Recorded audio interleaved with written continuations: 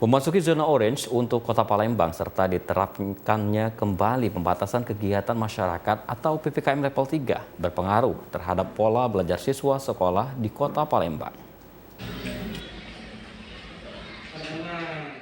Diterapkannya kembali pembatasan kegiatan masyarakat atau PPKM level 3 akibat Kota Palembang masuk zona oranye membuat pola belajar siswa sekolah di Kota Palembang berubah kembali. Setelah sempat melaksanakan pola tatap muka di semua tingkatan sekolah di Kota Palembang, kini mulai diterapkan belajar secara daring dan PTM terbatas. Menurut Mas Herdata, Kepala Bidang SMA, Dinas Pendidikan Sumatera Selatan, meningkatnya kasus COVID di sekolah membuat pihak sekolah menerapkan pembelajaran secara daring dan PTM terbatas bagi para siswanya. Nah, khusus untuk pendidikan di Sumatera Selatan ini memang kita sekarang sudah mewanti-wanti dengan kondisi daerah masing-masing.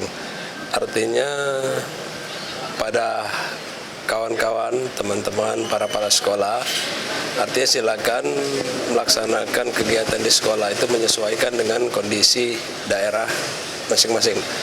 Artinya silakan menyesuaikan dengan kondisi daerah masing-masing.